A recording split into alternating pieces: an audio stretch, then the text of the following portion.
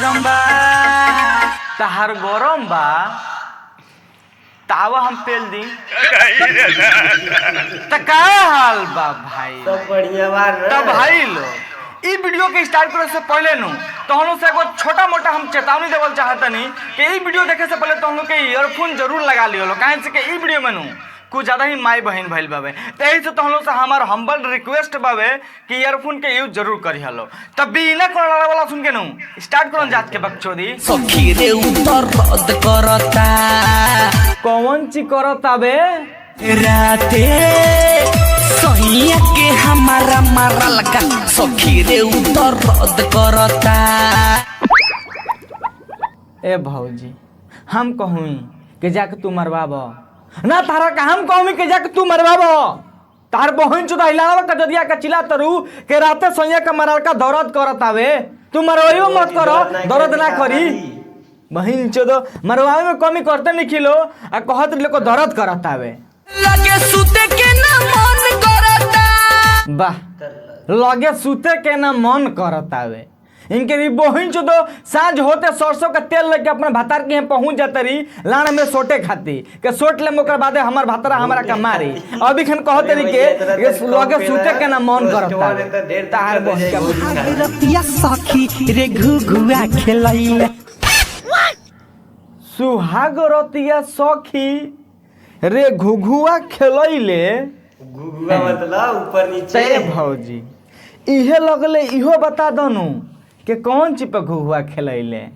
हई लाड़ावा पर खेलैले लड़वा नहीं खेलिए तो गणिया बस सारे लड़चट लाड़वा पे थोड़ा ना घुघुआ आदमी खेलावेला रे झुलुआ पे नु खेलावेला घुघुआ आजकल झुलुआ लाड़ावा पर खेलैले। खेलावा तारा सा सरवा इहो बात सही है कहत हवे भातार जब से कइले जो गाड़ी लगल फइले भतार जैसे अरे कहीं तोरी बहिन का गाड़ी में गाजर पेलो ई कौन टाइप के गाना हरे के भतार जब से कइले सामान लागल फैले एक कैमरामैन तोरा घरे इंची टेप बावे का हां बाटे जो लेके आओ करीब बहन चुदे पर हम नापम इंची टेप से के भौजी का जोगाड़ कितना फैलल बावे अगर जे ना फैलल हुई तार बहन चोदो पेल के लाने पर मुता दे जो बना लटकल कमर चमड़ा कइले तय भौजी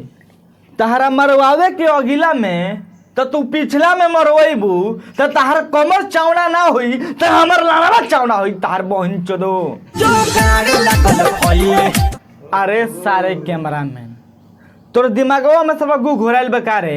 हम कहत नहीं कि क्लिप हटा दे क्लिप नहीं तो हम नहीं चाहती नू के हिलाई के तोर कपड़ा पर हम गिरा दी राजा जी ए भौजी तनी फीसे के लिए कहबू के तनी चुअतावे लहंगा के भीतर देल घुसाई माल टप टप चुआता राजा जी तय भौजी हई तार गानावा सुनला के बाद नु हमार लड़ावा टन टन करतावे जहिया जे हमार पांजरा तू भेटा जेबू तारे बहिन चुदा पेल के लाड़े तुर ले मोह ओकरे में हाँ ना मतलब गाना गावत रही लो इनके बहिन चुदो इनकर माल टप टप चुआतावे आदमी का सरवा सही से हिलावला के बाद गिरत नहीं के इनकरा में माल टप टप चुआतावे लहंगा के भीतर देल घुसाई माल टप टप चुआता राजा जी ए भौजी इहे लगले नु इहो बता दो कि तारा गोनिया पर ही माल टप टप चुआतावे ना तार बहन का बुरी में गरई पेलो बनले वाले बढ़िया के नीचे और ई हमार लाड़ावा के जरी ये नु कहल चाहत रू टप टप चुआता राजा जी ए भौजी लाड़ के गिरह देखले बड़ू तारे बहन जो तो दिमाग खराब मत कर नहीं तो सुताई के मार लेम लागी गान खजुआई को मार ली रही कुंवार तो हम नहीं महानी काहे हो भौजी जब तू कुआं रहलू तो निहुर के मारवावत रहलू अब के बड़ा रे पछतानी कि सब के देले बानी ए भौजी तू काहे झूठ बोलत रू हो हमरा के तू कहिया देले बाड़ू कहत रू के सबकरा के देले बानी ना हमरा के देली यही ना तोरा पता के नहीं देली जोरेला। गो एक पूरा आदमी दे लेकिन ई भौजी तोरा के देले बिया भैया बदले वाला बदले दैए काठी देले बिया रे प्रसादी अरे सारा बात नहीं एजुक प्रसादी के बात नहीं क्या खत एजुक सारा मतलब कुछ औरी के बात था सारे रही कुमार तो हम नहीं महानी अब के बड़ा रे पछतानी कि सब के देले बानी। ए भौजी जब तू इतना कॉन्फिडेंस से कहत रू कि सब करा के देले बानी तो इहे लगले एक टिप हमार बड़का बाबू के दे दो के पेल के उहो मर जास नई हर के सखी हम रहनी खेला करी। ए भौजी अब हमार ई तो पता नहीं खे कि तू नैहर के खेलकड़ी रहलू ना पेलकड़ी रहलू लेकिन एगो बात नू हम पूरा कॉन्फिडेंस से कह देम कि तू चौदकड़ी जरूर होकबो नई हर के सखी हम रहनी खेला करी छावड़ा के संगे रोज जावे जाई बकरी। वाह भौजी बकरियो चरैले बिया बकरियों ने तब छेकड़ा तो जे भौजी भौजी गोको से पेलवैले होई रे।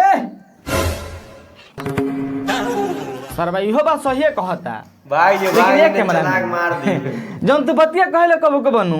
सरबा डायरेक्ट हमार लाड़ पर अब मतलब दिल पा के लागेला सरबा का सही बात पकड़ ले भाई मरवैले ही भौजी चमके थैली जे तने बरबर राजा वो तने थैली। हे भगवान ई गाना सुने से पहले हम आन्हर काहे ना हो गई नहीं अरे सारे ये तो बानर हो जी भाई भैया आँख से रे बानर हो जी ओ मतलब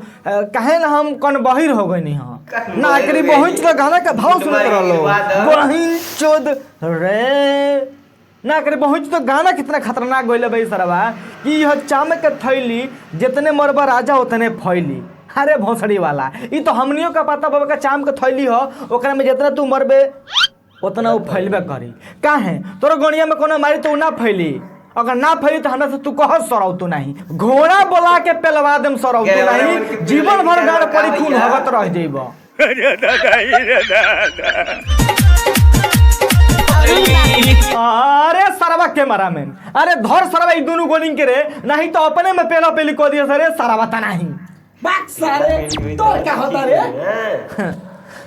सरवा देख के हमरा मन करता है जो सारे होने मुठ मार ले फक सरता नहीं जो हमर माल भी है रे सरवा सरवा मुठ मार ले जो सरवा तू मार ले इहो चमके थैली अरे सरवा ता नहीं सरवा हमर ई समझ में नहीं आवत कि भौजी की सरवा बार बार ऊपर नीचे काहे करत आवे। अरे 162 वजन करता ऊपर नीचे। अरे सरवा ता नहीं ते में कौन बड़ा बात बावे आज भौजी के गाड़ मारी नू वही से ऊपर नीचे उठा के देखता भौजी लगड़ा जाए समझला करे जी सरवा भैया खराब हो गइल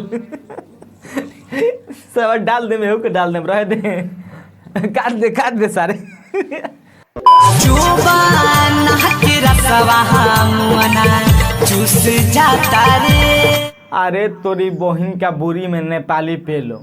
ना करे बहिन चल कहना भूल कर कि जोबना का रसवा वही में चूस जाता है। अरे तोरी बहिन चल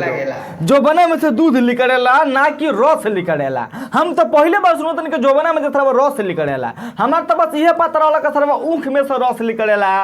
ओकरा बाद से बहुत तरह का सामान में ओकरा में से मौसमी में से रस निकलेला ओकरा बाद से संतरा में से रस निकलेला लाड़वा में से रस ना लाड़वा में से तमाल निकलेला। डाली वही में सुत जाता रे डाली के वही में सुत जाता रे डाली के वही में सूत जाता रे। अब पेलिए करे जी भैया अरे सरवा तब तो सुबह भले चटर चटर करत होई रे ना अगर वही में डाल के सूत जाते हुए सरवा तो चटर चटर तो करबे करी न भाई लोग। लेकिन एक मिनट सरवा ओकरा में डाल के उ सूतत काहे बावे भलो ओकरा में डाल के सरवा उ मुंह दी तो ये अच्छा लागी लेकिन सूतत काहे बा। खोले के छोड़ दे बा ना ले बा वाह भौजी वाह